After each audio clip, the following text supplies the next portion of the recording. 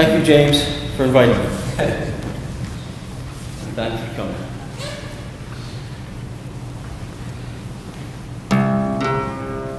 Everybody here has heard of Azerbaijan?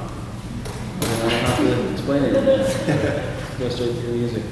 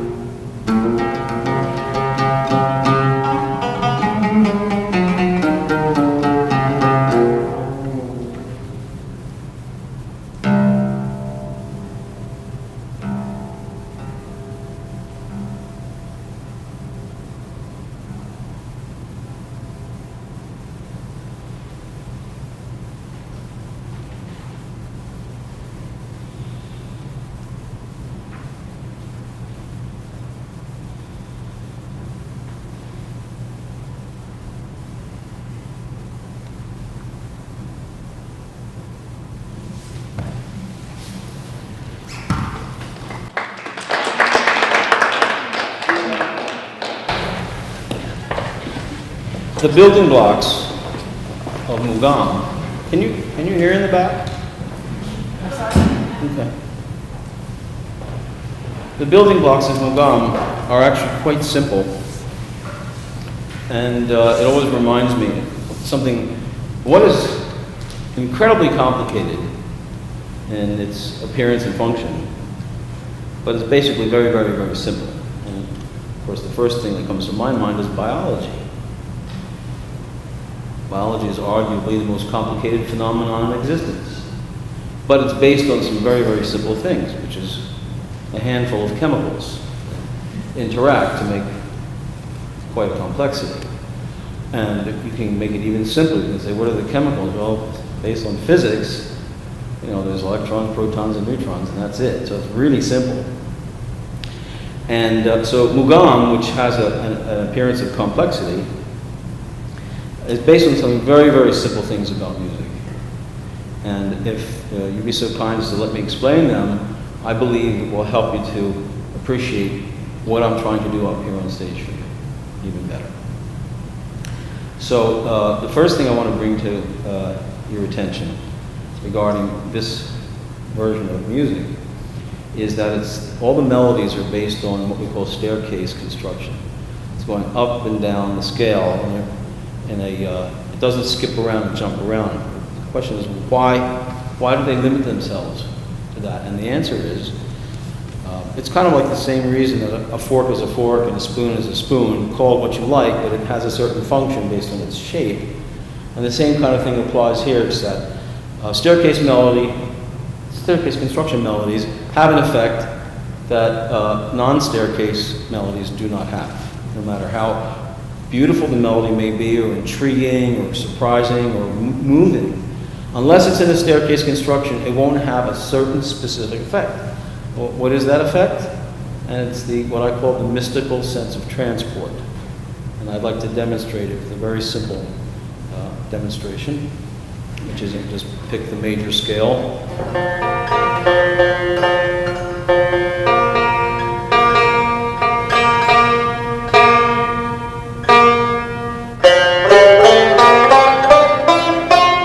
Everybody's familiar with the major scale, no surprise.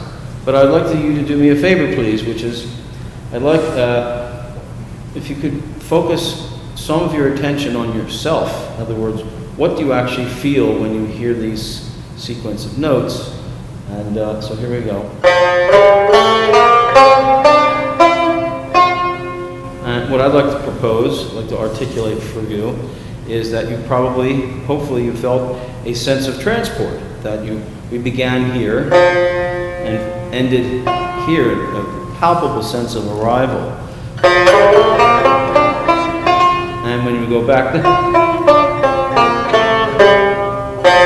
a palpable sense of arriving back home, right? No matter how we get up there, we have this sense of arrival, resolution perhaps is the right word. So there you have it. There's number one, is staircase melodies create the mystical sense of transport. And that's a vital ingredient to the effect of the music that I'm playing from Azerbaijan. And the second thing I want to draw your attention to is what happens when we delay that last note. What does it make us feel? And this is very important.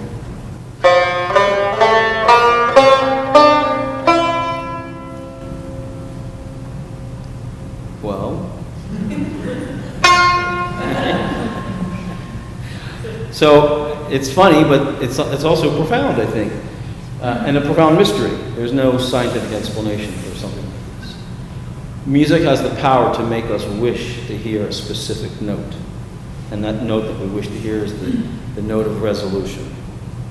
And if we had all day and night, we could talk about why. Right now we'd have just an hour, time between us, so try to conserve it for more music. But just to help you get into the groove, what this music does is it postpones that resolution note for as long as tolerable. And the only way to make that postponement tolerable is to make the melody so intriguing that you're willing to listen to it while that resolution mode is it's in the back of our minds. We're waiting for that. So, for example, and I'll use the major scale. So there's home, right?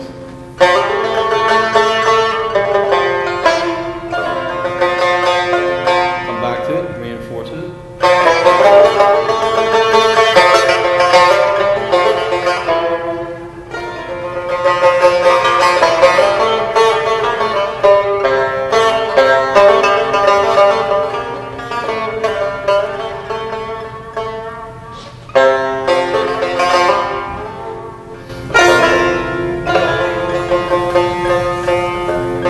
So there, I put off that last note, didn't I? But it wasn't annoying, it was actually enjoyable, right? So we're taking advantage of the mystical sense of transport of staircase construction melodies. We're employing our musical abilities to postpone resolution, and while that postponement is taking place, there's this kind of a lift. Did you feel that? So what I'm going to do is I'm going to change the notes here, because I like minor scales more than the major scale. Major scale is a little bit challenging to squeeze a lot of feeling out of. It's easier with minor scales. So, for example,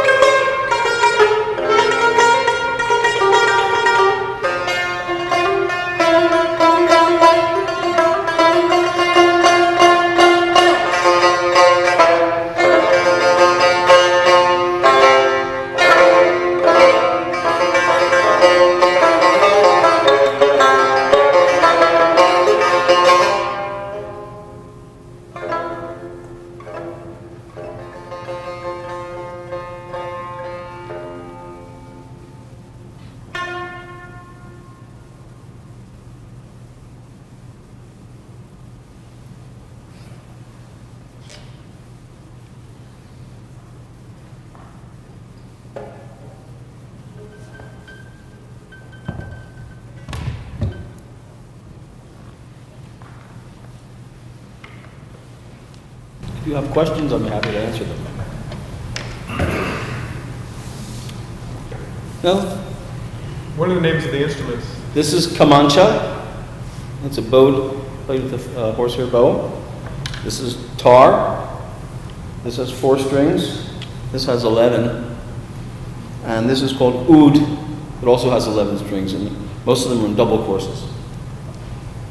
And this has a skin face, as this does, which attests their Central Asian origins.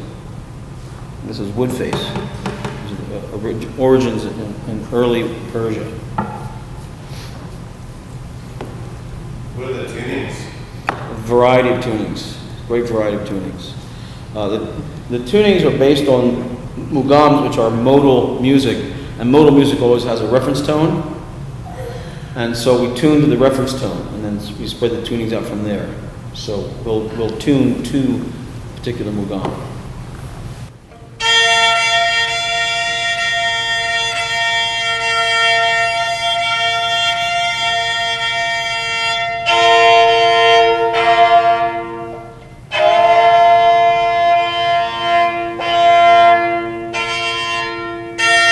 This one, for example, this is tuned to the octave, and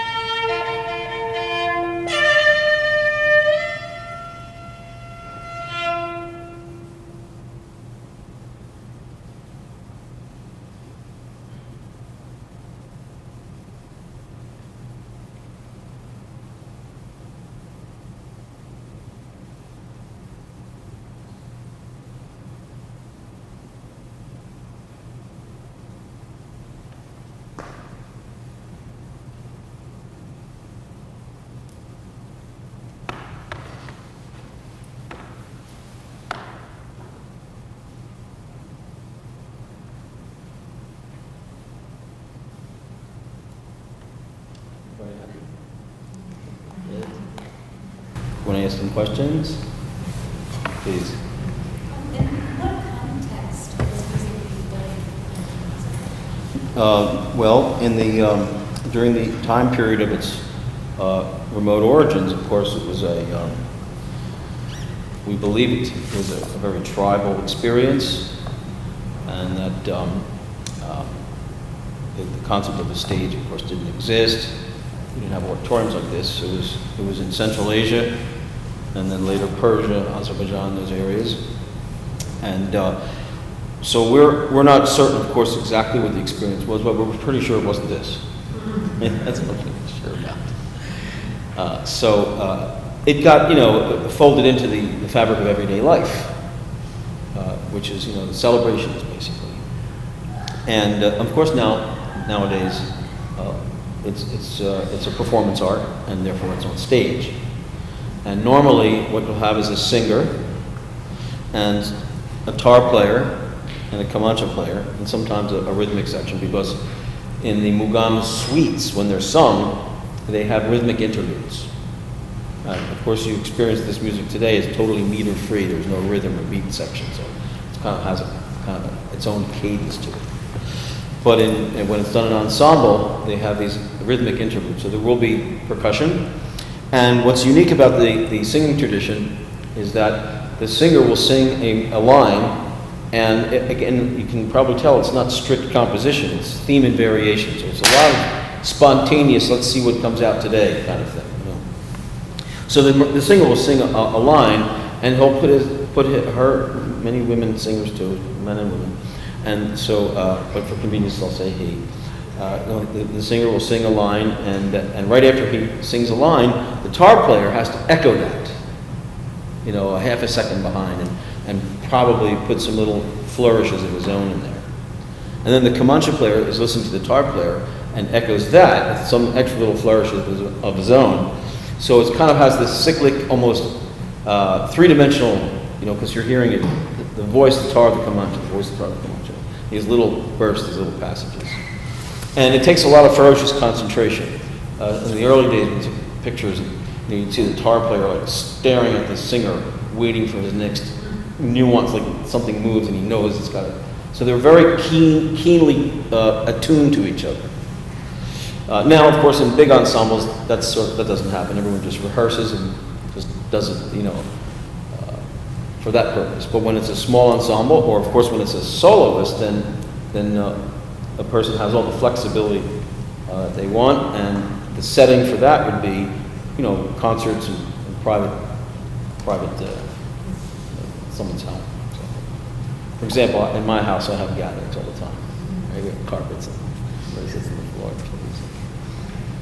Anyone else has a question? Yes, please. Two quick questions.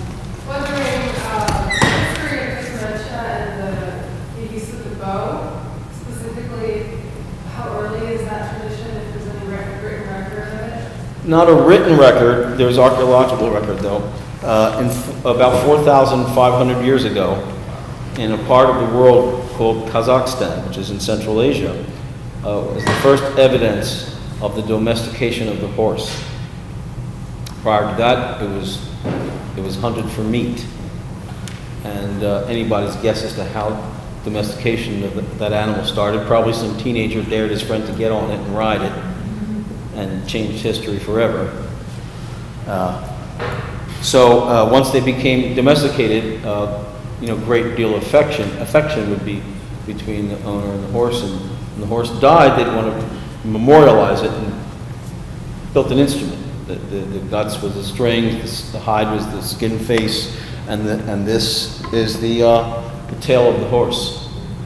They would carve a horse head onto the pegboard, resembling their favorite. And so this is how the tradition of the horsehair began. Of course, every violin, viola, cello, and bass is played with a horsehair bow. So this is one thing that came for sure from Central Asia. The whole concept of a bowed instrument, I think, originated in Central Asia. And from there, it went east and west. East to China, and Japan and Korea, and west to Persia and Azerbaijan, et cetera, et cetera. So this dementia predates Turkish dementia and Eastern instruments. You're you're saying it moved east and west, and it originated. The archaeological evidence is that Central Asia was the beginning of bowed instruments, the first use of horsehair to bow a string, and also the woven pile carpet, originated in Central Asia. Those two traditions came very close to each other. And we hold the bow. In other words, in violin playing and viola playing, it's played like this, and you move this to get it to different strings. But in our tradition, the hand is up. So all we do is kind of have a reciprocal motion. We don't have to go around to get the different strings because the instrument rotates on a pivot. Why they call? Sorry. Yeah, please. Is that an Azerbaijani bow or is it a Baroque bow? This is an Azerbaijani bow. What was the other one? It looks like a Baroque bow. Baroque? Curved like a Baroque. Well, you're thinking probably of the viola da gamba, which is played in this with the same, well, similar. What they do though is that they tighten it really tight, whereas our bow is actually rather a bit on the loose side. That your hand, you tighten it as you play. So if you want, depending on your dynamic, you make tension for loud volume and you let the tension go for soft feathery sounds. That kind of possibility, you don't have that range when this is tight, permanently knotted up in a tight bow like the Dagamba bow, or same thing like this. You have one tension. Is that what you were doing when it sounded like it was coming more from inside the instrument? I don't know. Are you talking about when I was doing the bowing? Yeah. Sometimes, well, you know what vibrato is. You play, you use your finger to modulate the tone. But when you want to modulate the tone of a string and the pitch doesn't need your finger on it, it's called an open. You can do this. Is this what you're talking about? When I was shaking the instrument to get that. You hear that? Yeah, it's pretty impressive. Yes. Any other questions? No? Did you grow up hearing and listening and this music? No. I first heard it when I was 21 years old, and I was in Los Angeles.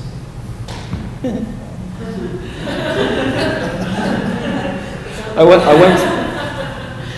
to Los Angeles. I was a composer, and I played little guitar and piano and things like that. I wrote some music, and I wanted to go to California because it was my impression that that's where a lot of musicians go who want to, launch a career in music. And I was hoping to meet, musicians that had a similar idea about music, build a following. And while I was there, I ran into this, it's a bit of an interesting story. I'll tell very briefly. When I was freshly new to Southern California, and I'd been living in Topanga Canyon because that was the place where all the musicians lived, and I would get invited to do house concerts and play my compositions. And one day, I got a knock on the door of this little house I was renting in the canyon. I opened the door and I saw someone who looked familiar. I'd seen him a couple of times at these house concerts that I was playing. And with him was a companion. And he said, Jeffrey, do you mind playing music for us tonight? I said, no, not at all, come in. And I played my little compositions. And at the end of the piece, his friend said to me, in a tone of voice I had not been, I had never experienced before. It was very imperative. It wasn't like, oh, it might be a good idea, which is what you usually get in Los Angeles. It's like, you must find this old man who plays this strange instrument, right? She didn't remember the name of the guy. She didn't remember where he lived. She didn't know the name of the instrument. But he said, where the immigrants live, go down there. And I did that. I went down to Fairfax Avenue and parked the car and walked up and down the street. And anybody who appeared to be an immigrant, excuse me for profiling, but this was the task. And I started, do you know an old man? They call him Mr. Z. That's all I got. And he plays some strange old instrument. I have no idea, but I was told I need to find this guy. Until I found someone who knew who he was, and he told me his name. His name was, and I understood why they called him Mr. Z, because his name was Zavulon Avshalamov. So I wrote that down, drove back to Topanga Canyon, grabbed the white pages. You remember them? Anyway, so there his name was. Right there, I called him up. He didn't speak a word of English, and I didn't speak any of his languages, so I figured I'll call later. And when I called the second time, his son picked up, who could speak perfectly good English, and invited me down. And I sat down in his little room, and he played this instrument, and I was flabbergasted. I thought, that's it, I'm not composing anymore. I want that. That was 40 years ago.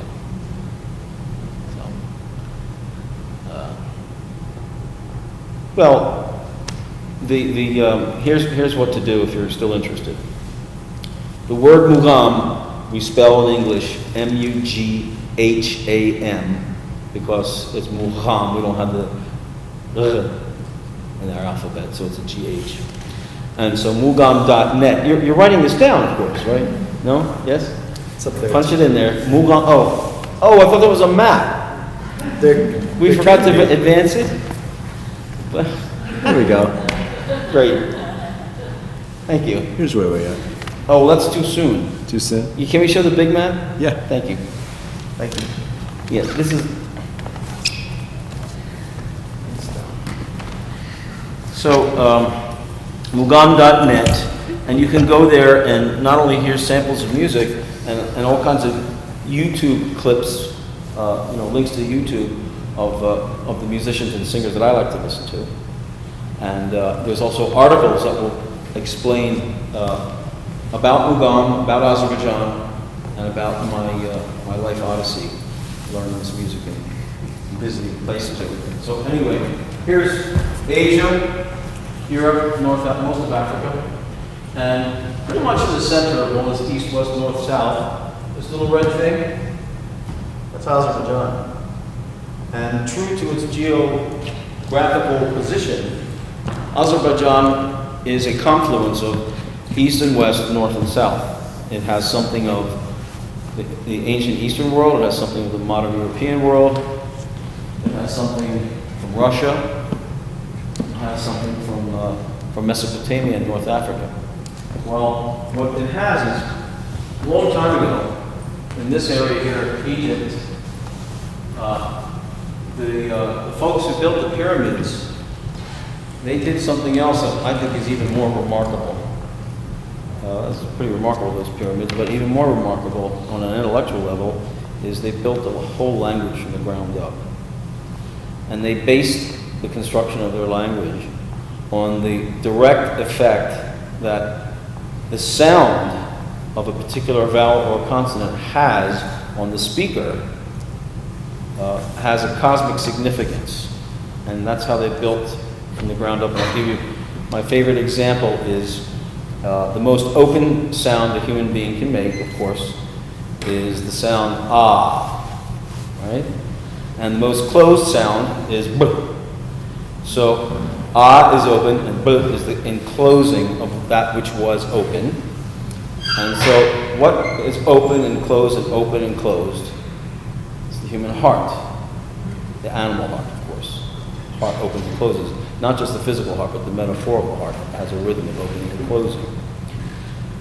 So in ancient Egyptian, the word for heart is ab. Very practical.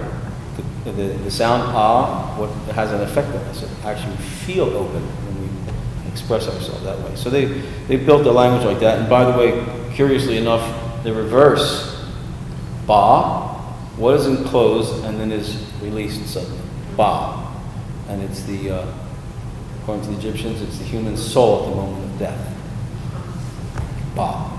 So their whole language reflected this preoccupation with reality. And so not only did they build the pyramids and build the language, but they built possibly the single most significant invention in human civilization. And why do I cast it in such grandiose terms? Because it's my firm belief that what truly distinguishes us from the rest of the animal kingdom is culture. It's the knowledge of our society and the artistic dimension of the human society is like the leading edge, which is where our advances come from. And so from that point of view, the single most significant invention in civilizing people are the musical scales, of course. And that's what the Egyptians did. They invented musical scales. And there was a Greek man named Pythagoras. Anyone here Pythagoras?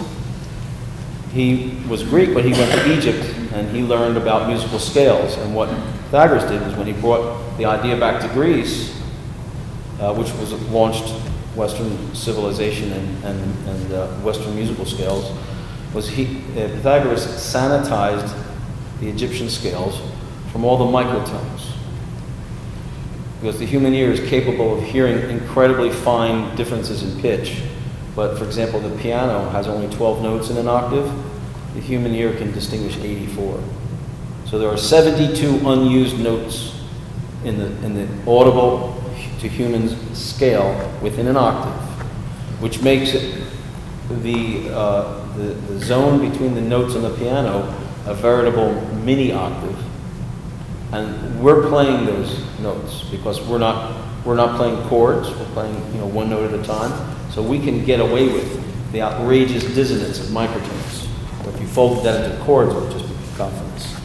So that's where Azerbaijan is. They inherited the ancient knowledge of the Eastern modes, as did all the Mesopotamian, Anatolian, and Central Asian countries around. But the one thing that Azerbaijan had, and still does, that is unique to Azerbaijan, is a tradition called the ashik. The ashik was the storyteller. And these people, were in the Caucasus, and they developed the Caucasian yodel. And it's one of the most electrifying sounds you can imagine. It makes your hair stand on end to hear these. And I say yodel, and it's a mistake. It doesn't sound anything like a Swiss yodel. But it is a kind of a fluctuating ululation in the throat that takes immense control and tremendous diaphragmatic power. And the purpose was to send signals from one mountaintop to another. So they developed a singing style that had an incredible potency. And when the idea of scales came to the Caucasus, there was already this well-established folklore tradition. And the merging of the two is that resulted in the music that we're playing today.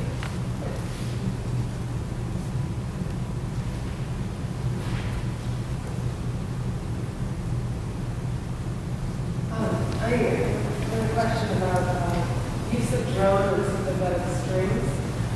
With the Indian classical tradition, there's tambura that makes that whole note obvious, and it seems like this is more an avoidance of that. Is there an instrument in ensemble that serves the purpose of Yes. making drone? Yes, there is. What is that? Well, it could be the kamancha. Anything that can produce a continuous note. But the more common one is the balaban, which is it's a wooden tube with holes in it, like a recorder. But unlike a recorder, it actually has a big reed at the top. A recorder just has it's like a whistle flute. This actually has a vibrating bamboo reed. It's an enormous reed, and it produces an incredibly deep, kind of a booming sound, reminiscent a bit of a saxophone. And it's a tiny little instrument like this. Is that related to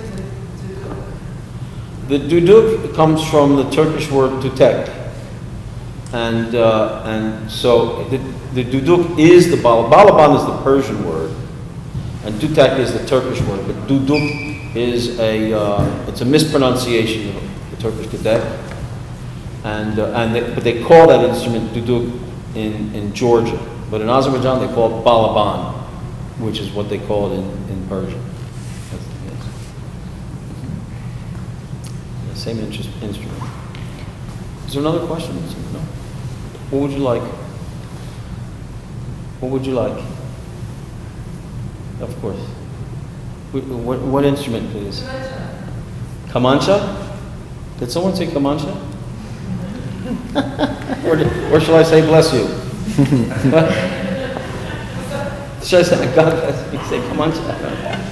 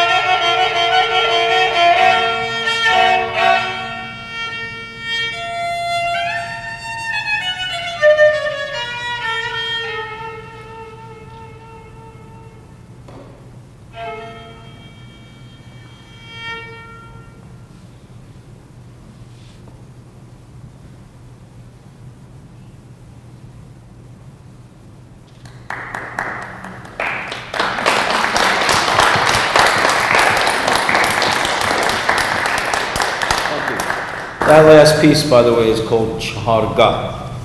And inside Chaharga is a little fragment called Besteniga. And that's where we're playing the tritone, a curious combination of notes that you rarely hear in Western music. Well, thank you for that request. I enjoyed it too. Yes, it's been fun. My first trip to Azerbaijan was in 1989. And I went there because my first teacher, he was an old man when I met him. I met him in 1972, 40 years ago. And he passed away in 1987. And that kind of plunged me into kind of a despair. This music was important to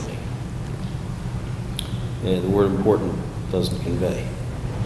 And so I felt I had no choice. I had to go to find out if there was any other living carriers of the tradition.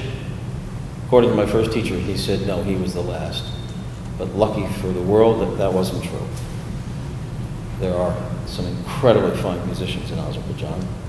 And if you will please visit the website, you'll get to hear some samples of it and judge for yourself what an incredible music it is.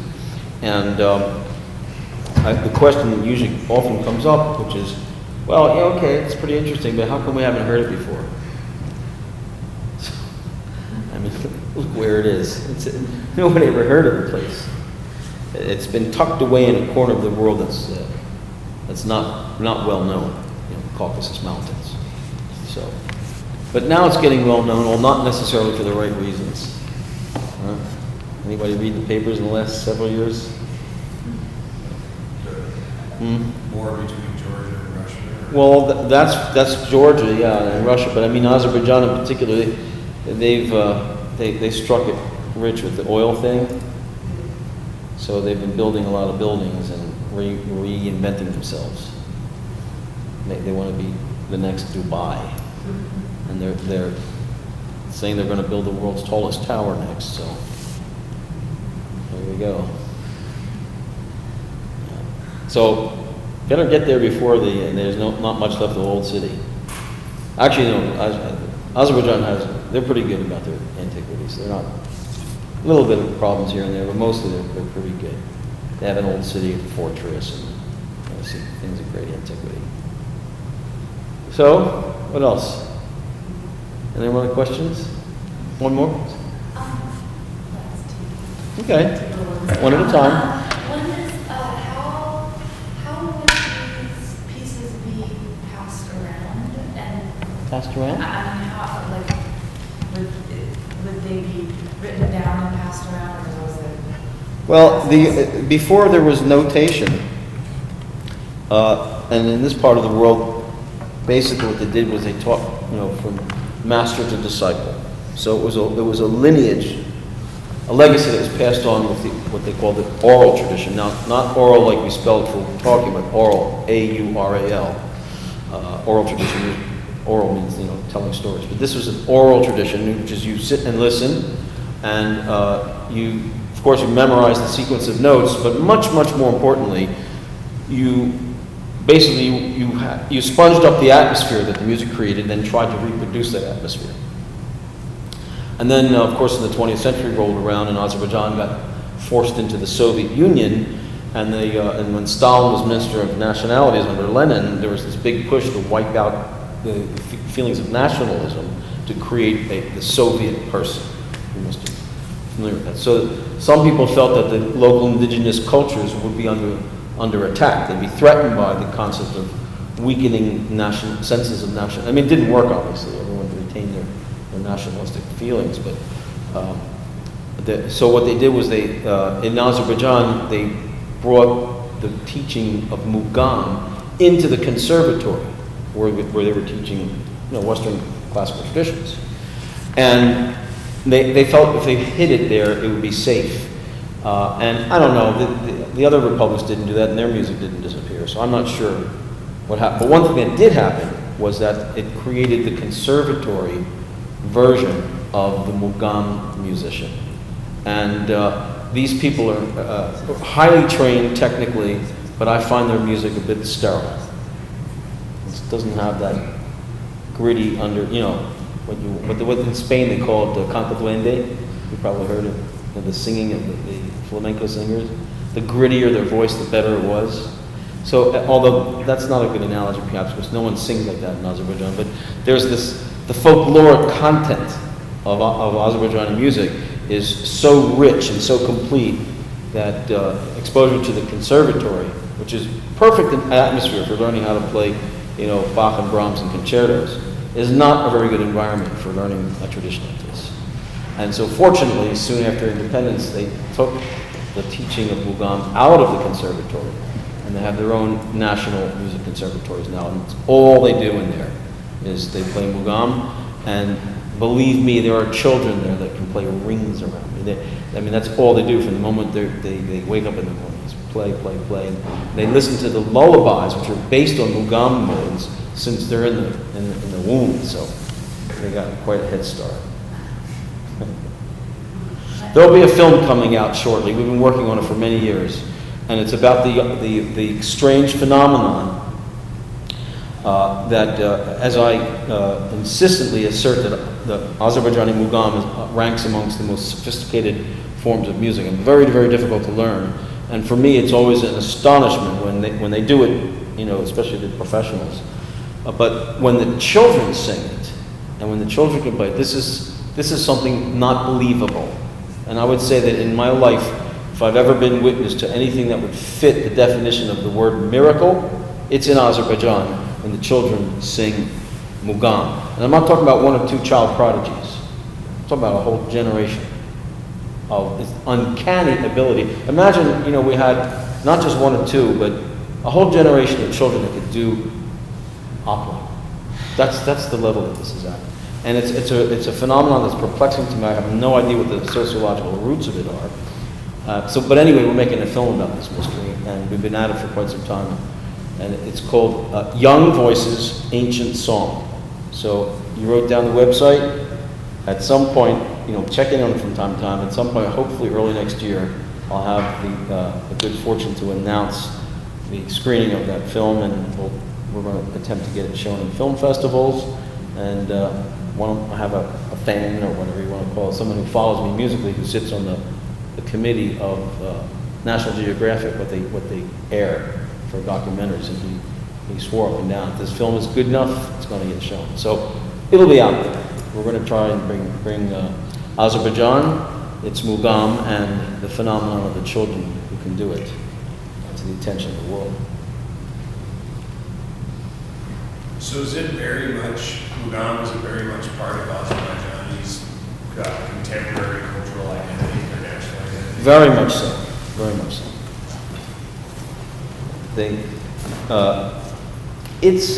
Of course, not everybody listens to it. Matter of fact, I would say most people don't, but a lot of people do. It's a well-supported tradition. And every time this new generation comes along and we hear these incredible singers and musicians performing Mughan, it's a very heartening thing that, in spite of globalization and westernization, that this great tradition, which took hundreds, if not thousands of years to evolve to the point that it had, it will survive the 21st century.